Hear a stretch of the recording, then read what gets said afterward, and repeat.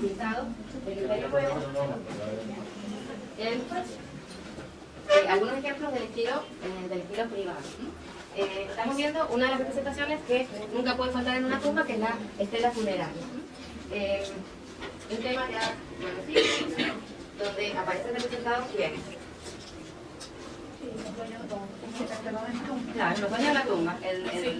Y su familia. El difunto, generalmente el dueño es un personaje masculino, y su esposa, que creo que claramente se pueden identificar, son los dos personajes que se encuentran hacia la izquierda de la estela. Fíjense cómo el difunto, que es Getty, porta los cetros del poder, es decir, que nos está diciendo que es un alto funcionario,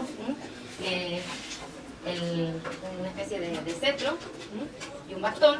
Y ese bastón precisamente es el que marca el centro geométrico de la piedra, de la estela.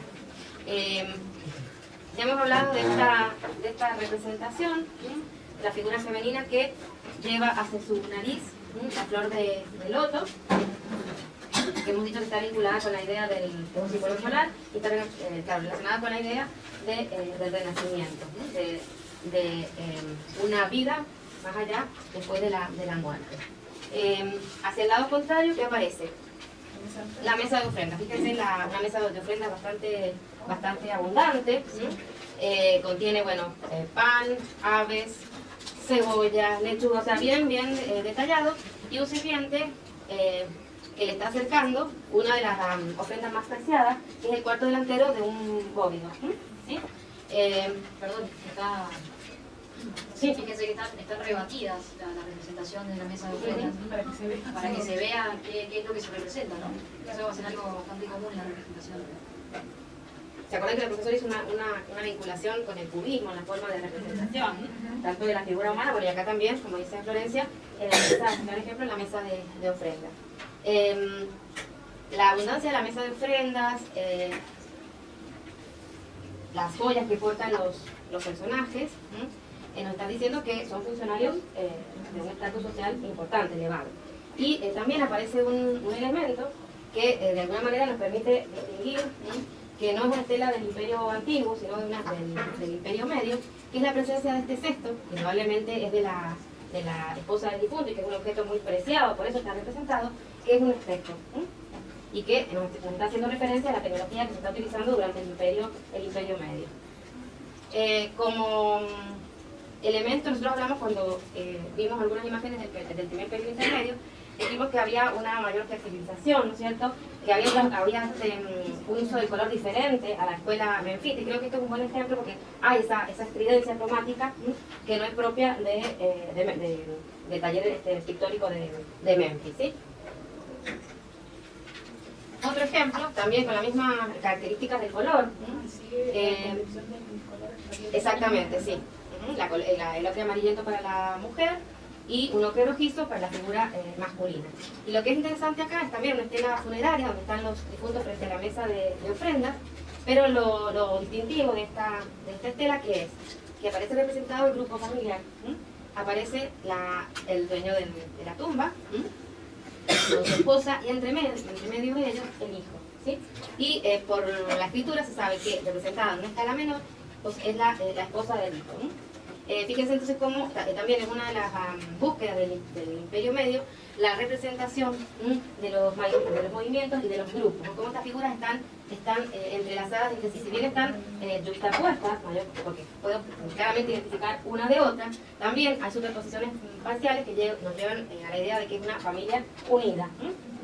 También acá, bueno, vemos los detalles de la mesa de ofrendas, y nuevamente aparece esta dama también, un cesto con un espejo. Y les puse una imagen para que vean cómo eran los espejos en esa época. Fíjense que el mango del espejo aparece perfectamente representado en esta cesta. Indudablemente son artículos de lujo a los que accede cierta parte de la población. Y un objeto muy importante, muy significativo, de tal manera que es representado en la tumba. Recordemos que estas representaciones que aparecen en las estelas funerarias y en las escrituras sobre el muro de la tumba indican, ¿no es cierto?, todo lo que el difunto va a necesitar en el más allá. Esta dama indudablemente va a necesitar un espejo, ¿sí? empuñadura en este caso está hecha en oro y la parte reflectante de plata bien pulida. Y la cabeza representa a quién, a qué diosa, con esas orejas de vaca. A la Hathor, a la diosa Hathor, ¿sí? Bueno, acá les puse, habíamos dicho que se mantenían durante el Imperio Medio algunos temas tradicionales, pero que eran representados de una manera renovada. Les muestro el dibujo porque ustedes pueden ver que el relieve, es decir, de lo que ha quedado, es tan bajo que al perder la pintura es muy difícil la lectura. Hay varios estudiosos de la pintura egipcia que la definen a la pintura egipcia como un dibujo con color. Quizás al ver, podemos darle cierta razón al ver, ¿no es cierto?, esta imagen que ha perdido el color. Ya vamos a ver que no siempre es así, ¿sí? Bueno, ¿y cuál es el tema? El tema que aparece ya desde las primeras dinastías y que yo les dije que es un tema que surge en el estilo real y que después es tomado por el estilo privado, es la casa en el desierto. ¿Se acuerdan cuál era el significado de la casa en el desierto? Una especie de demostración de la fortaleza del líder, como en Mesopotamia. Exactamente, es de alguna manera es la representación de la lucha entre caos y orden. Por supuesto el orden a cargo del difunto de la tumba, y lo que está tratando es de evitar que ingresen fuerzas malignas por la tierra, por el desierto. Que el límite. Exactamente. Bueno, en este caso vemos al difunto que lo podemos distinguir, ¿sí? Creo que acá hay una imagen. Fíjense que el espacio está cercado de alguna manera, el espacio de casa. ¿Sí? ¿Y qué es lo novedoso? La posición del difunto, del cazador. Fíjense que aparece con el torso inclinado hacia adelante, una figura doblemente de acción, apoyando completamente solo un pie en la línea del registro. Y otro elemento diferente, ya les voy a mostrar una imagen de una representación de la misma temática, pero en el Imperio Antiguo, porque creo que no vieron ninguna, es cómo es representado ese espacio, ese desierto, a través de líneas onduladas. Si bien los distintos animales se van poniendo en altura y de alguna manera están haciendo referencia a las líneas de registro, pero lo hacen de una manera muy sutil, ¿sí? No son esas líneas rectas y paralelas entre sí. Vemos cómo hay animales heridos, animales atacando a otros animales, como en este caso de este perro atacando creo que a un cáprido, acá el león mordiéndole el morro al bóvido, animales también que miran o se ubican en distintas direcciones, y eso le da un mayor dinamismo a la composición, diferente a lo que ocurría, por ejemplo, en la representación de la misma temática durante el Imperio Antiguo. Esta escena de casa en el desierto corresponde a la tercera dinastía, y fíjense, si bien queda muy poco, cómo están colocados los animales en el desierto, en líneas rectas, paralelas entre sí, o sea, se respeta estrictamente el registro, cosa que en esta figura, en esta composición, no aparece. Ahí tienen el relieve, lo alcanzan a ver, fíjense que es un relieve sumamente bajo. Prácticamente no hay diferencia entre lo que es la figura y el fondo.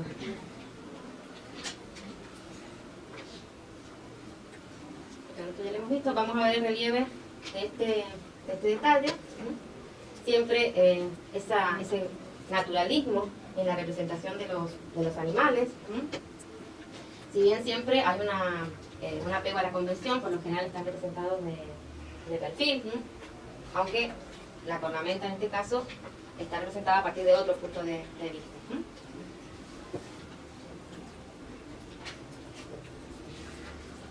De otra tumba de la zona de la parte media de Egipto, aparece este detalle, que también es un tema tradicional porque son pastores que están conduciendo el ganado, pero aparece también un elemento bastante curioso, excepcional, que es que frente a esta figura que responde a ese concepto ideal del cuerpo humano que hemos visto en el Imperio Antiguo, lo vemos ahora, aparece esta otra representación, donde tengo un detalle, que es un boyero. ¿Y qué pasa? Exactamente, expresa que es una figura que está pasando hambre. Se le notan todos los huesos, la clavícula, y al parecer, a ver, vamos a volver al anterior, por el perfil no sería un egipcio, sino quizás un personaje extranjero. Fíjense también que esa convención del torso totalmente de frente, representado en toda su amplitud, tampoco aparece, sino que hay una especie de 3/4 de representación del torso, ¿sí? Varias figuras así descarnadas aparecen en esta tumba. Realmente vinculadas, acá tenemos otra, donde tiene efectos de coloración, pero fíjense también cómo se le notan sumamente las clavículas. Posiblemente, porque también por el perfil da la idea de que no es un personaje egipcio, quizás un extranjero que está pasando el hambre. En el Imperio Antiguo se ha encontrado un caso donde aparecen representadas también personas que muestran una situación de hambruna, que es una calzada del rey Una, ya hacia finales del Imperio Antiguo. Pero es algo bastante, digamos, excepcional. Bueno, nos vamos a otra tumba, en este caso en la necrópolis del Verger. ¿Se acuerdan que habíamos hablado ya en el primer periodo intermedio del surgimiento de talleres locales, ¿no?, que se mantienen durante el Imperio Medio? El original está bastante en mal estado, entonces lo vemos a través de un dibujo coloreado que se hizo cuando se descubrió la tumba, y podemos ver también una temática que es bastante original, muy pocas veces representada, que es el traslado de una estatua. El tema fue representado, por ejemplo, en la mastaba de Tito, pero no de una estatua de un tamaño colosal, como aparece aquí. ¿Cómo es el traslado? Es una estatua de tamaño, decimos, colosal, al parecer que representa al difunto, ¿sí? Estaría hablando de un nomarca de un gran poder. Aparece atada a un trineo, ¿sí? Y fíjense que aparece creo que tengo un ejemplo acá. Bueno, acá, ahí lo ven. ¿Lo ven? ¿Sí? El trineo, las sogas, ¿sí? Y vemos acá un personaje que está sobre la estatua, que está derramando un líquido, posiblemente para lubricar el piso y para que el trineo pueda desplazarse con mayor facilidad. Ahí tenemos el detalle, fíjense cómo aparecen las personas, los sirvientes que están participando del traslado de la estatua, organizados en registros. Y, no sé, vamos a ir al dibujo. En el dibujo sostienen cuerdas, están tirando de las cuerdas. Están perfectamente organizados en filas de a dos, y en este caso, a ver si podemos ver acá, para que haya una buena lectura de que hay dos personas parcialmente superpuestas, la diferenciación es a través del color. Una de las figuras es un poco más oscura que la otra. ¿Cómo? No, son dos, vamos al dibujo. Ahí, creo que se ven las dos cabecitas, ¿sí? Entonces se diferencia uno, que supuestamente estaría en un plano anterior, de un color más claro, y el otro más oscuro. Pero en realidad tampoco hay creación como capas espaciales, porque no hay creación de espacio profundo, porque las dos figuras apoyan, claro, en la línea de registro o en la línea de base. Con respecto a la composición, claramente vemos esa trama ortogonal que le da sustento, ¿no es cierto?, a toda la composición.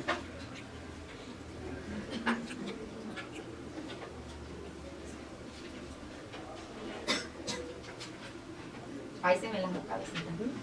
Una que, inclusive para evitar esa monotonía, algunas figuras miran hacia la estatua y otras hacia las direcciones que están avanzando.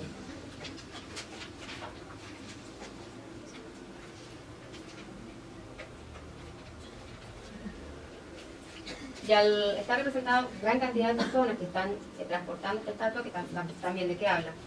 De la jerarquía del poder que tiene este gobernante. No solamente el poder haberse hecho realizar una estatua colosal, sino también toda la empresa de transporte requiere de una gran cantidad de recursos humanos que él no puede costear. otro detalle.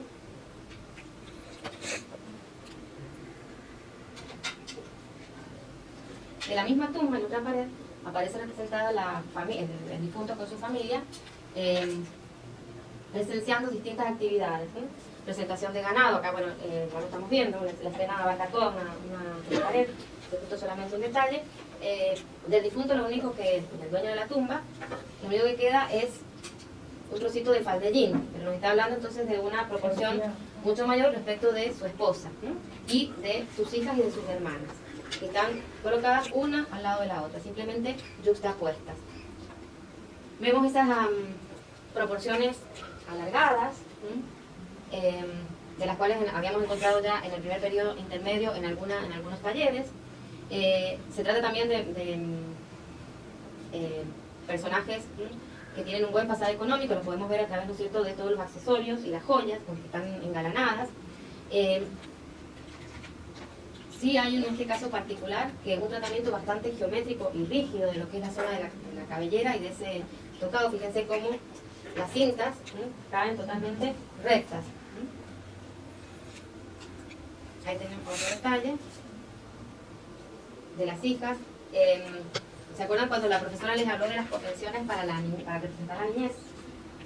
¿Cuáles eran? Bien, falta otro elemento que es que aparece una trenza lateral. En este caso no son niñas, pero son adolescentes, entonces aparece con ese peinado de esa trenza lateral, que es característico en las pelucas del Imperio Medio, que terminen en esa forma de espiral, ¿sí?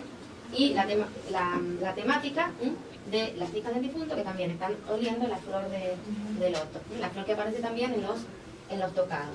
Fíjense cómo en este caso las figuras aparecen con las convenciones típicas: cabeza de perfil, el ojo de frente, el torso de frente, y el pectoral, el collar aparece también de frente. Sin embargo, aparece un seno de perfil. Entonces vemos cómo la representación es a partir de una articulación de distintos puntos de vista.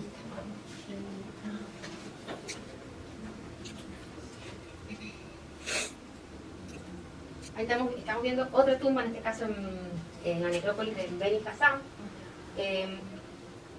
Fíjense como todas las paredes, inclusive el techo, están decoradas. Estamos viendo en este caso la pared del fondo que da acceso a la falsa puerta.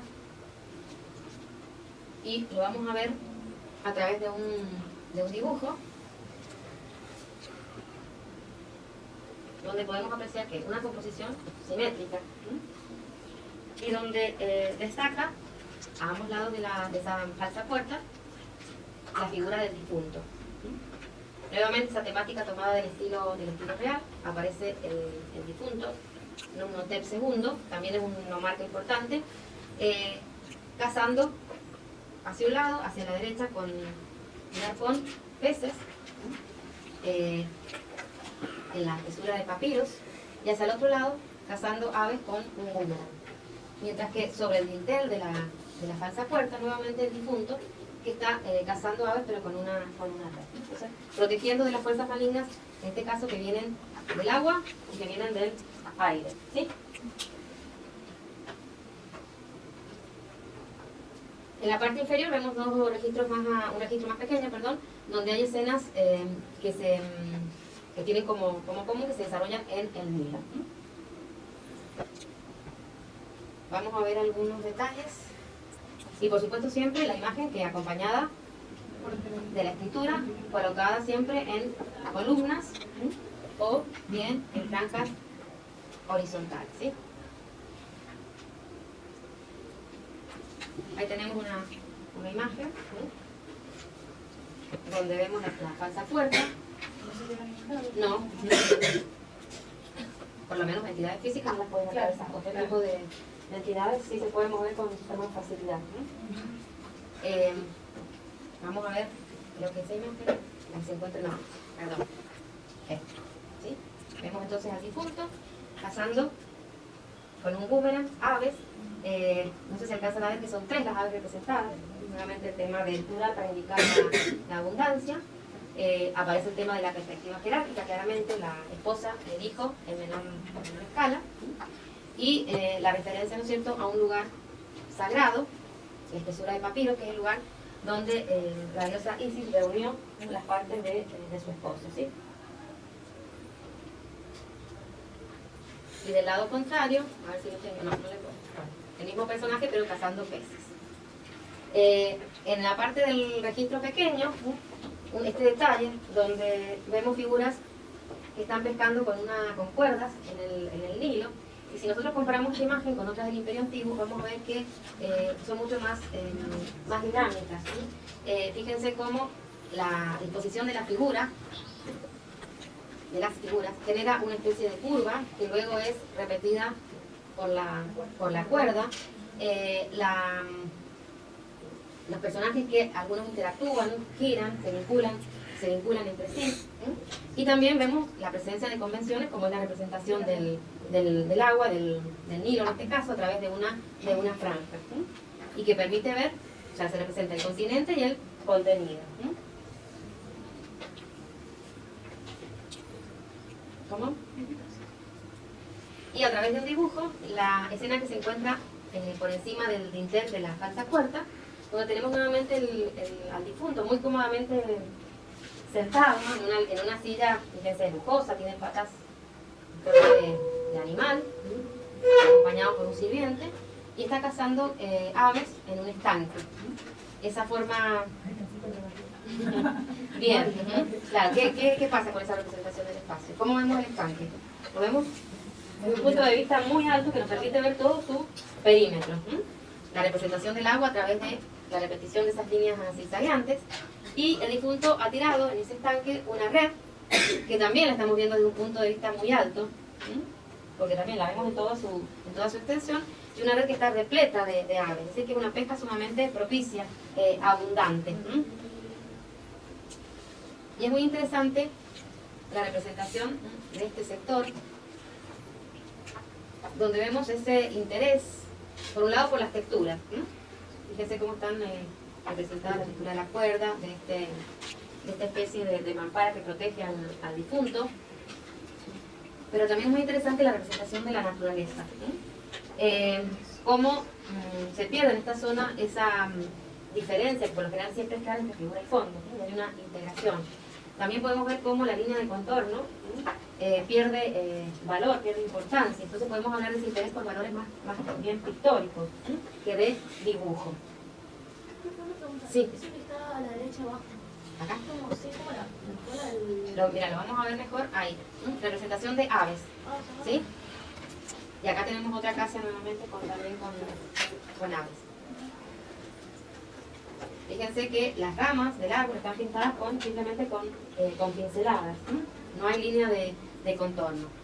Los animales están tan bien, o sea, el naturalismo es tan intenso que se pueden distinguir las distintas especies representadas. ¿Sí? Ahí tienen, eso será un poco mejor el color, también ese juego, por ejemplo, de complementarios. Acá entre azules y naranjas, el contraste entre el verde y los frutos naranjas, y un gran dinamismo. Siempre si lo comparamos, por supuesto, con las manifestaciones del Imperio Antiguo. Esta es la pared norte, se las muestro para que vean cómo es la organización de una pared. Está organizada en registros, pero siempre esos registros se ven interrumpidos por la representación en mayor tamaño del difunto, que de alguna manera está supervisando las distintas ofrendas o las distintas actividades que se están realizando. Vamos a ver un detalle de estos dos registros que se acercan, digamos, hacia la figura del dueño de la tumba, porque también es bastante especial y particular, que es la representación de extranjeros.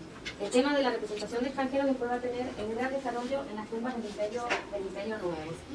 Y acá aparecen representados asiáticos. Y también, a través de las inscripciones, se hace referencia a un pueblo también de origen asiático, que son los Hicsos, que van a tener...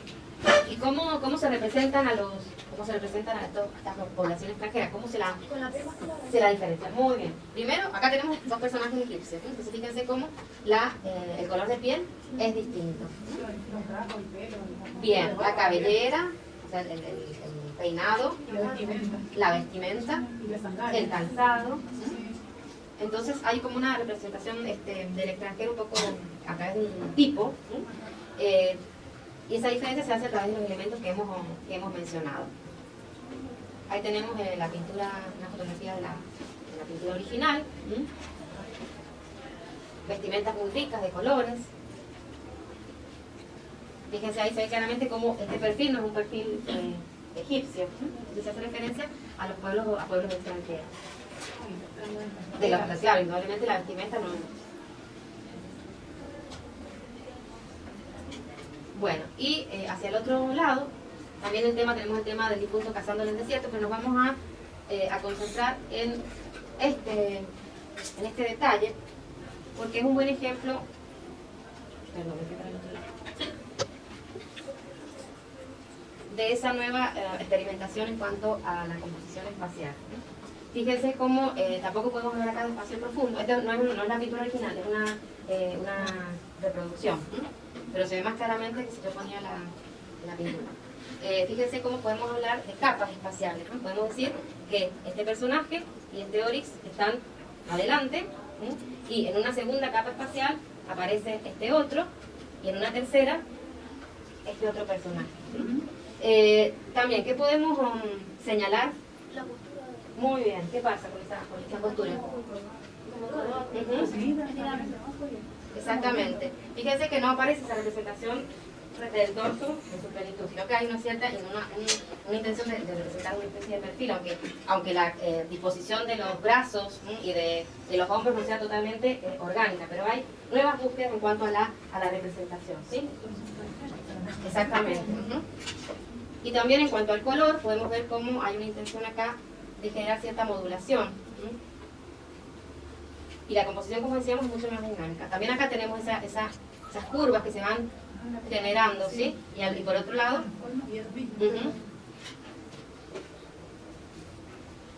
Bien, y ahora tenemos la pared contraria, donde también vemos esa organización típica en registros, y vamos a ver este detalle. Aquí tenemos a dos personajes que están cosechando higos. Les vamos a poner, creo, se ve mejor acá, el dibujo. ¿Qué tenemos acá de diferente? ¿Cómo? Claro, también acá no aparecen el torso totalmente de frente, sino que aparecen de perfil. ¿Cómo? Esto no lo van a hacer, no van a hacer el dibujo. Claro, porque en realidad muestran los dos hombros, pero no muestran toda esta amplitud, digamos. Bueno, y hay también un juego de diferentes escalas, porque el árbol está dando otra escala, los monos también. Vamos a ver un detalle. Fíjense también acá como en algunos sectores la línea de contorno deja de ser esa línea monocorde, importante. Un mono verde. Y bueno, ya acá, a ver.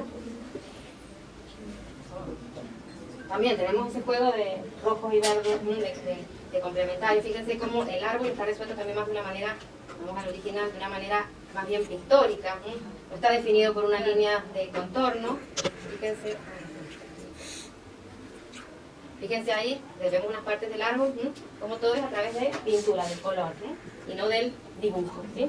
Por eso esos autores que dicen que la pintura egipcia en realidad es el dibujo coloreado, no siempre es así. Bueno, y esta otra, que se ve muy mal, también se las puse, lo vamos a ver a través del dibujo, porque también muestra esas nuevas búsquedas en cuanto a las posturas de los personajes. ¿Qué pasa con este personaje central? O sea que también se abandona esa representación idealizada del cuerpo. Y también miren acá qué pasa con esto. Esta sería la figura que responde más a la representación canónica. Pero no pasa lo mismo con estas otras figuras. Ajá. Exactamente. Sí. ¿Y se atreverían a abandonar estas convenciones también con personajes más poderosos? No, y generalmente ahí, si miramos y volvemos a las...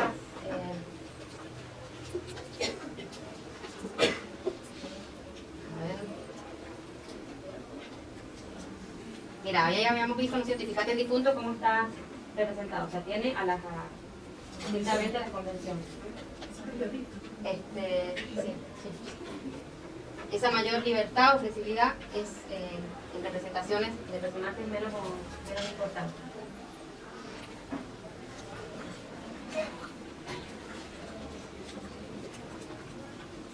Bueno, les había puesto esta planta para que vieran que son, todas estas tumbas tienen una estructura muy similar. ¿Se acuerdan que vimos una de estas cuando vimos la arquitectura? Ahí tenemos entonces la pared del fondo, que da también a la falsa puerta, y habíamos hablado de la aparición de nuevas temáticas vinculadas con escenas de guerra, luchas, y precisamente esta tumba también en Beni Hassam muestra de manera recurrente el tema de la lucha. Se trata más bien de monomaquias, donde aparecen dos personajes entonces luchando entre sí con posturas muy variadas, que uno lucha contra otro. Y también acá, fíjense, la gran variedad de posiciones, son por lo general figuras esbeltas.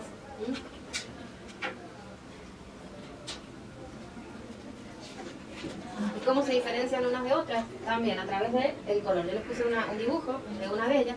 Una siempre es de un color un poco más oscuro y otra de un color más claro, para distinguirlos sin problemas una de otra. Aquí tienen otro detalle, se ve bien claramente la diferencia de color. Fíjense la variedad de posiciones de la figura. Posiblemente. Y acá sí una escena, los registros inferiores, de una lucha. Tenemos arqueros, un personaje que ha caído y otro que lo está golpeando, ¿sí? Una temática que en el Imperio Antiguo es muy poco frecuente. No recuerdo exactamente, pero puede ser la procesión a Vilos. Y acá la representación de un juego, ¿no? De adolescentes, fíjense el peinado. Bien, ¿y a ver qué encuentros de...? Estaba subido arriba. Se supone que una sostiene a otra y las de arriba se tiran la pelota, pero ¿qué pasa con la relación entre la figura que está arriba, tomemos por ejemplo la de abajo? ¿Qué pasa? Claro, ¿eh? A ver, mira, observemos por ejemplo, se supone que esta pierna pasa por el brazo, por arriba del brazo de esta otra, pero se ve. Al mismo tiempo estamos viendo parte del torso, pero pasa la pierna, porque tiene que ver con esa representación que articula puntos de vista diferentes. A simple vista entendemos perfectamente lo que es. Si nos ponemos a analizar y lo comparamos con nuestro modo de representar, vemos que hay como incoherencias, representaciones que... El brazo debería estar por arriba de la pierna, ¿no? Claro. Que quiere que se vea todo. Exactamente. ¿Sí? Igual, bueno, acá pasa lo mismo. Y bueno, otro de los intereses es la representación del movimiento. Y acá tenemos una escena también de danza. Aunque en realidad los movimientos son como bastante congelados. ¿Qué tenemos? Personas que están tasteando los dedos, otras que están llevando el ritmo con las palmas, y otras que están danzando. Fíjense también, acá es un buen caso de esas proporciones que se están alargando. Bueno, creo que esta es la última. No. Y esto es un simple para bueno, señalar que no solamente el soporte de la pintura egipcia es el muro, la pared, sino que también otro soporte importante es los sarcófagos, que en algunos casos son de piedra y en otros casos, como estamos viendo, que es madera. Fíjense también acá un buen ejemplo de ese interés por lo pictórico, como en algunos lugares la línea de contorno no aparece. Y si bien es una paleta, como dijo la profesora, bastante escueta, restringida, el modo en que la usa, nuevamente el tema de complementarios, de contrastes de valores, nos da una idea de una paleta sumamente amplia, rica. Bueno, hacemos un recreo. Perdón, y la pintura, sí. El referente, el modelo va a ser el Imperio Antiguo.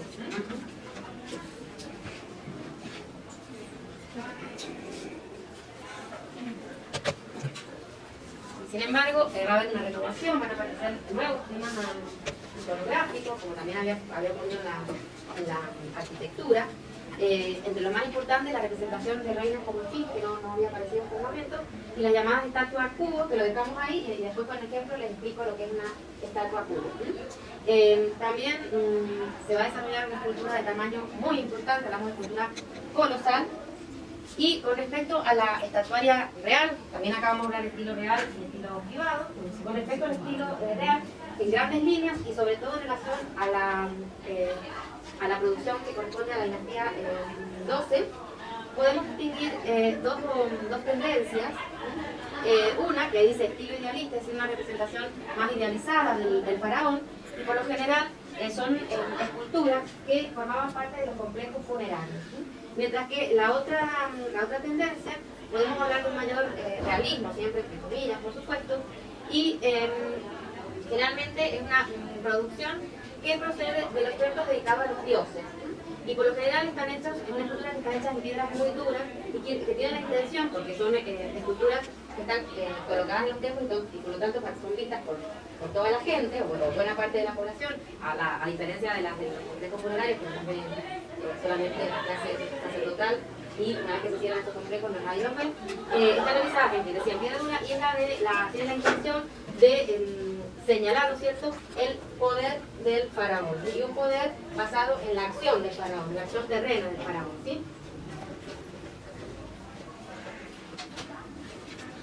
Vamos a ver del comienzo del Imperio Medio, una escultura bastante particular. Estamos viendo al rey Menhotep II, que es quien precisamente logró la unificación de Egipto, y que procede del templo funerario, el de el-Bahari, que lo vimos en la clase pasada. No sé si recuerdan la planta, no me acuerdo si puse una. Bueno, no tengo una planta, pero tengo... si no, a ver, espera, un minuto.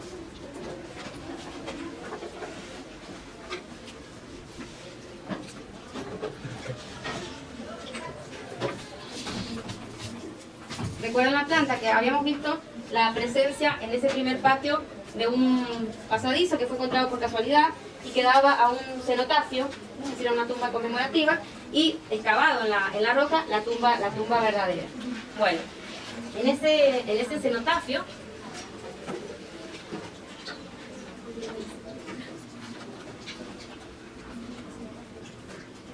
fue encontrada esta escultura, ¿sí? Fue encontrada envuelta en cinta, lo que se cree es que fue todavía habituales. Y bueno, representa al faraón vestido con su túnica de jubileo. ¿Y qué notan de extraño? O algo que les llame la atención. ¿Cómo? Bueno, no es violeta, pero tiene que ver con eso. A ver. No es cierto. Su piel oscura, no es la piel del color ocre, rojizo, con el que se representa al egipcio. Porque es el príncipe tebano, el príncipe que unificó el Imperio Medio. Pero ¿qué está indicando esa coloración oscura? Una asimilación del faraón con el dios de los muertos, con Osiris. ¿Sí? Bueno, y como forma, ¿qué podemos decir? Unos pies potentes, o sea que hay ciertos rasgos arcaicos. ¿Se acuerdan las primeras esculturas del Imperio Antiguo, que hablábamos de un estilo arcaico? Una de sus características, ¿cuál era? Los tobillos sumamente gruesos. Bueno, y en este caso, ¿por qué esa potencia de estas piernas? Precisamente para expresar ese poder terreno. Este faraón no es hijo de Ra, como los faraones de la cuarta dinastía, sino que él ha llegado a ser faraón por su propia acción, porque ha luchado contra los otros príncipes y es a través entonces de la guerra, de ese poder terrenal, que ha logrado la unificación de Egipto. Podemos ver las características propias de la escultura egipcia, ¿no es cierto? Esa forma totalmente compacta, cerrada, donde la figura se conforma por la articulación de un plano frontal y los planos laterales. Indudablemente que la vista principal, ¿cuál es? La vista frontal. Y también es interesante el juego de colores. 3 colores. Blanco, prácticamente un negro, y el rojo. En este caso, el faraón está portando la corona roja, la corona del norte, la corona del Bajo Egipto. A pesar de que él es un príncipe del sur, un príncipe tebano. Y fíjense cómo sobre ese rostro oscuro destacan esos ojos. Aparece con su barba, también una barba que termina en una, se enrolla, que es una barba que también, osiríaca se llama, está expresando su vínculo con el dios Osiris. Fíjense cómo, vamos a la imagen anterior, cómo el tratamiento del cuerpo es sumamente simplificado.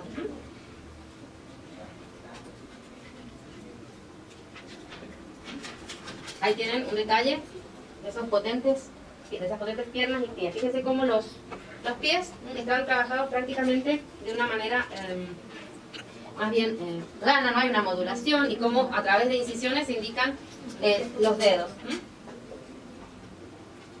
Volvemos a su complejo funerario, y en ese primer patio terrazado, de alguna manera, al parecer, señalando o guiando el recorrido hacia la rampa, aparecían esculturas de él, pero en lugar de estar en posición sedente, aparecía de pie, pero con el mismo tratamiento de la figura anterior, solamente que en este caso la coloración de su piel es la típica del hombre, el ocre rojizo. También aquí se destaca la fuerza de esas piernas. Hay un desinterés por el tratamiento del cuerpo, que está envuelto en ese manto, y nuevamente acá aparece con la corona del norte, y los brazos cruzados sosteniendo dos símbolos de poder. Pero, perdón, ¿sí? ¿Tienen algo que ver con las piezas de la que las tocadas? ¿Por qué con las piezas de la que Porque parece una torre y la otra parece una estrella. No. Son las representaciones del sur y del norte. Y hay en Egipto hay un juego de mesa, pero las piezas no tienen la forma de la que nosotros.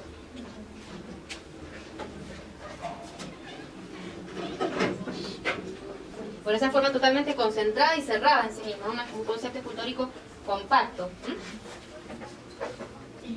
Y ahora es muy poco lo que se ha conservado de la escultura real de la dinastía 11. Vamos a ver algunos ejemplos de la dinastía siguiente, donde esa referencia al imperio antiguo es evidente. Estamos viendo un grupo escultórico donde aparece representado Sesostris I, y responden a esa primera tendencia que hablamos, más idealista. Son esculturas que formaban parte de su complejo funerario en el Lis. El Lis es una de las necrópolis de la dinastía 12, y supuestamente son figuras que están siempre relacionadas con la arquitectura, y por lo tanto también la vista principal, ¿cuál es? La vista frontal. Este dibujo nos da una idea de cómo estaban colocadas en nichos en relación al patio del templo funerario. Vamos a ver una de las esculturas. Fíjense cómo la figura nos recuerda o evoca a las figuras de la cuarta dinastía, a la representación, por ejemplo, de Kefren y de Miserinos, esa representación totalmente idealizada, del talle estrecho, los hombros anchos, es decir, una figura que está representada en su plenitud. Sí, y también acá podemos ver que los pies también siguen siendo potentes, pero no, el tratamiento es totalmente diferente, mucho más naturalista que la figura que vimos anteriormente. Hay relieve en algunos laterales de los tronos. En esta no, porque algunas quedaron sin terminar. Entonces vamos a ver ese relieve. ¿Qué aparece representado? Horus y Set. ¿Y a quiénes representan? Este es y Set. En algunos casos sí, pero no es exactamente en este caso. Horus hace referencia a qué parte de Egipto. Al Bajo Egipto, al norte. Y Set, que es su hermano, al sur, al Alto Egipto. Y están colocando sus pies y sostienen unas cuerdas en torno a una representación de un jeroglífico que se llama Sema, con S, y que es una representación esquemática de los pulmones y la tráquea, y que es el jeroglífico que representa la unión. Entonces, ese jeroglífico aparece coronado por el cartucho que contiene el nombre del rey. Entonces nos está diciendo que Sesostris es el rey de las dos tierras, que su gobierno alcanza a los dos territorios, al sur y al norte. Estoy hablando de la unión, de la unificación de Egipto. Sema.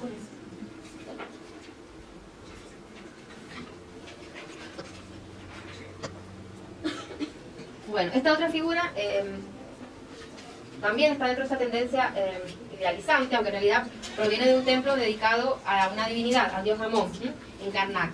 Y se los denomina a esta tipología de soporte, pilar osiríaco, porque aparece la representación, en este caso de Sesostri I, la representación del faraón, asociado también o vinculado a Osiris.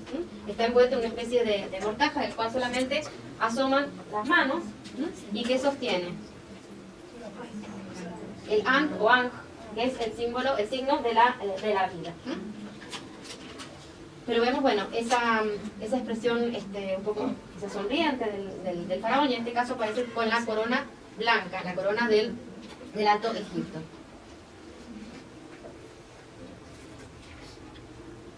Otra figura que también toma como referencia la escultura de la dinastía 4 del imperio antiguo, con un tratamiento que es muy particular del imperio medio, que es la solución de las orejas, muy grandes y colocadas frontalmente. Es característico sobre todo en el imperio medio, lo vamos a ver. Un rostro que muestra cierto alejamiento emocional, y también ese torso de alguna manera atlético, juvenil, vigoroso. Esta otra representación ya nos muestra esa tendencia un poco más realista que hemos hablado, que son generalmente, hemos dicho, proceden de los templos o dedicados a las divinidades, y que tienen esa función de expresar el poder del faraón. En este caso vemos como el rostro muestra ciertas características particulares, por eso hablamos de un cierto realismo, mientras que el torso sigue siendo bastante idealizado, también se marcan los pectorales, es decir, que se lo representa siempre en su plenitud.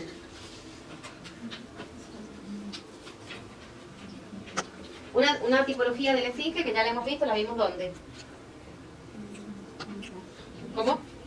Muy bien.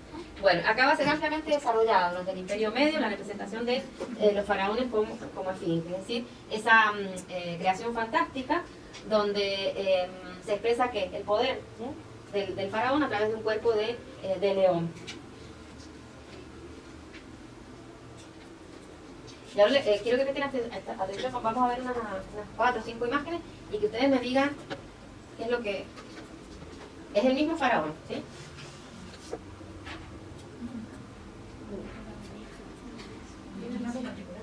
Muy bien.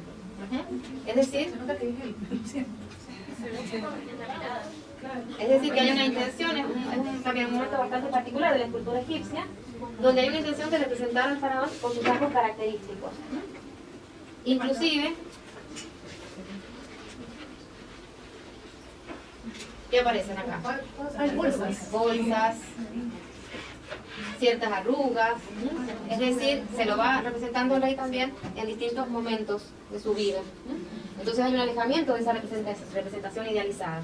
Pero no solamente hay un interés por representar las características particulares del rostro, sino que también hay una intención de representar la vida interior. No son esas figuras alejadas emocionalmente, sino que vemos una figura reflexiva, introspectiva, en algunos casos preocupada, abatida, ¿sí?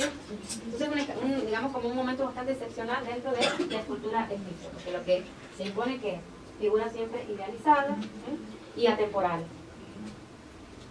Fíjense como siempre esos párpados gruesos, pesados, que envuelven los ojos, exactamente, bien marcados.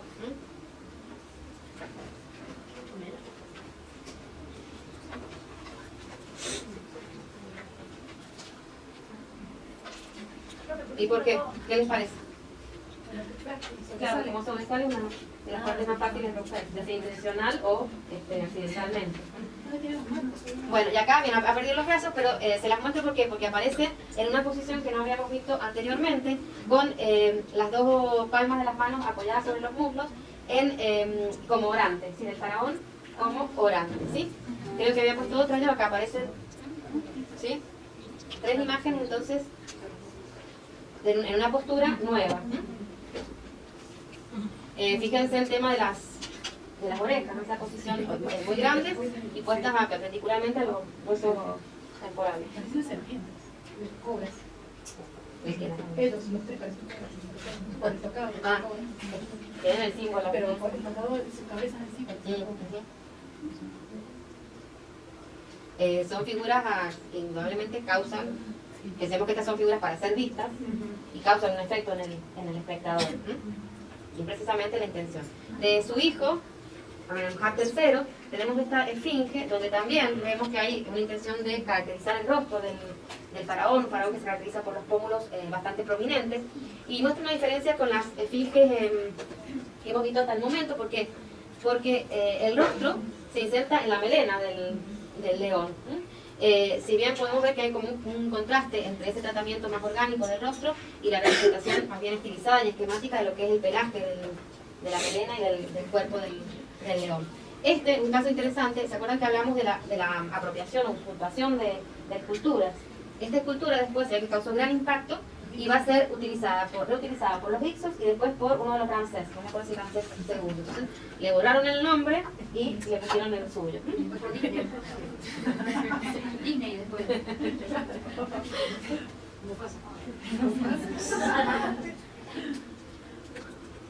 Fíjense, el rostro. Sí, exactamente. Bastante agresivo, ¿sí? Muy fuerte.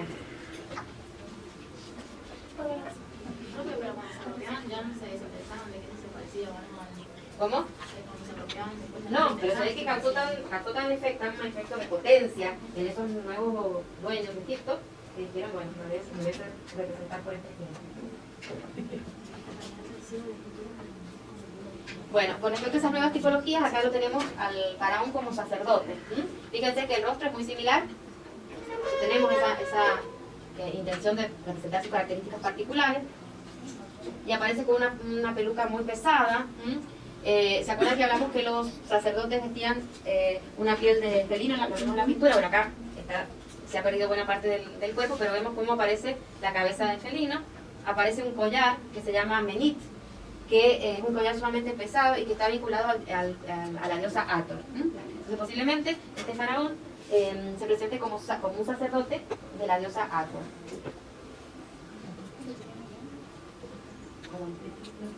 No, es la piel la que lo cubre. Lo que pasa es que no estamos viendo la parte de acá. Y también esta es una escultura bastante interesante porque sale de lo convencional, que es la representación doble del rey, que vimos anteriormente, Amenemhat III, representado dos veces y asociado al dios Hapi. ¿Se acuerdan que hablamos del dios Hapi, el Nilo, la representación del Nilo, de la abundancia? Y precisamente llevan bandejas. ¿Y qué podemos ver acá? Peces, papiros, ¿sí? Y también, bueno, están muy deterioradas, pero el rostro, con ese tratamiento más naturalista, destaca sobre esa peluca y barba sumamente pesadas, voluminosas y trabajadas de una manera totalmente esquemática.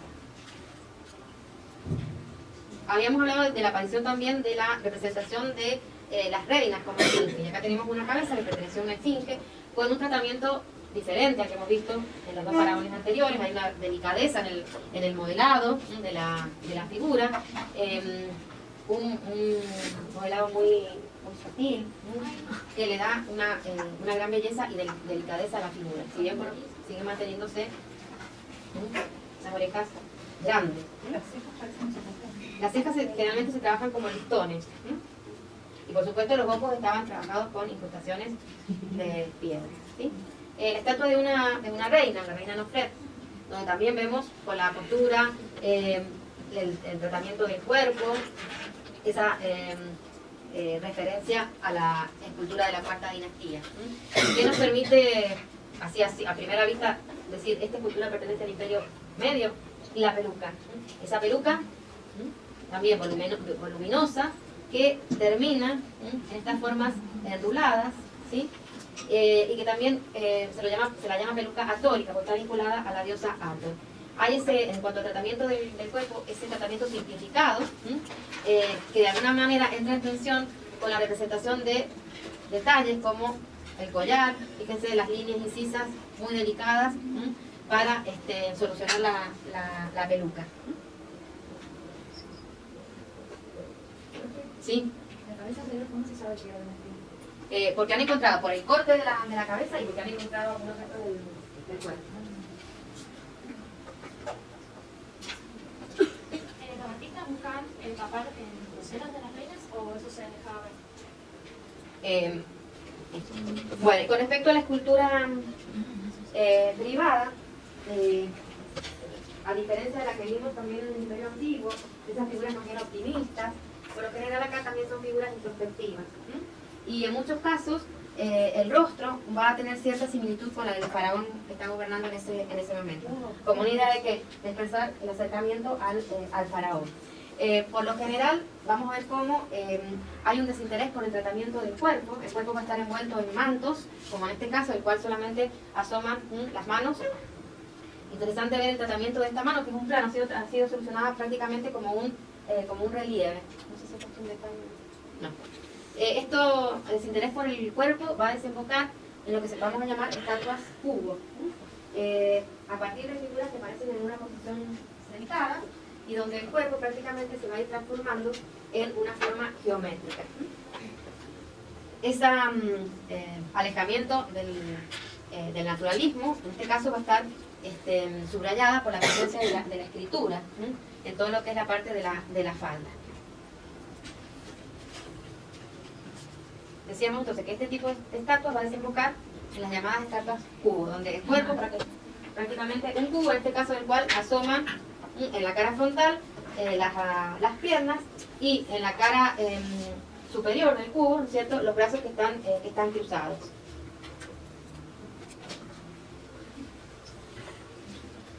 Acá tenemos otro ejemplo, de estatua cubo.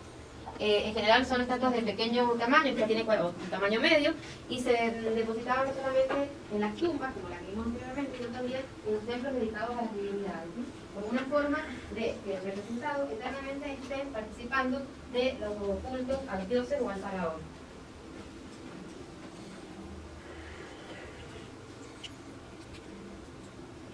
Acá tenemos otro ejemplo, donde podemos ver que se trata del difunto y su esposa. También la referencia a la jerarquía. Bueno, ahora ustedes pueden hacer estatuas como inversas. Un vacío. Bueno, y este es un ejemplo, uno de los más interesantes, de una estatua sentada. Fíjense esa expresión que yo les decía de introspección, de la existencia de una vida interior.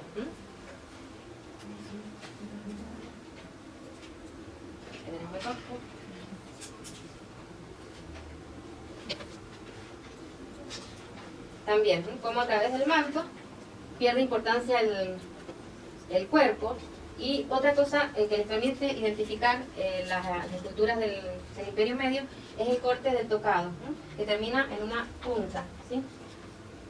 Aquí lo vemos en esta otra figura. Recuerdan un poco a las esculturas de Budea, ¿se acuerdan de las esculturas sentadas de Budea? Pero también está esa concentración, donde el cuerpo se reduce a una forma geométrica básica. Bueno, acá tenemos otro ejemplo. Yo creo que con esto ya es suficiente. A ver, vamos a ir. Esta procede de la tumba, ¿se acuerdan que vimos las maquetas? Es una portadora de ofrenda, pero destaca del resto de la maqueta por su mayor tamaño, ¿no? Y fíjense la delicadeza con que ha sido resuelta. Está realizada de madera, ¿no? Son dos figuras. Así se alcanzan a ver cómo el traje ha sido resuelto, multicolor. Acá mira, tenemos otro ejemplo de vestimenta, a ver que no descubre los sueños. ¿Cómo es que se ha conservado también? Dice, o sea, que está con el intacto. Porque la tumba estuvo cerrada. Y ahí tienen algunos detalles. Esto sí, es de la tumba de Mequetrap, el funcionario de Menhotep II, el rey del Bajar. O sea, frente sería una de la necrópolis de Tebas, frente a Tebas.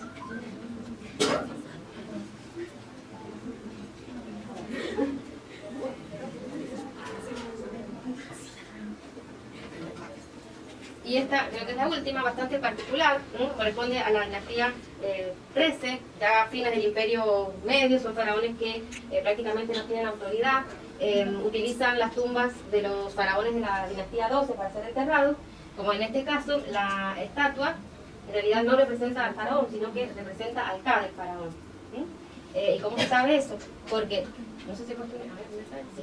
Porque sobre el rostro de la figura aparece el símbolo del Ka. Bueno, terminamos entonces el Imperio Medio y mañana comenzamos, bueno, no sé si va a venir la profesora, sino conmigo el Imperio Nuevo. No podemos volver.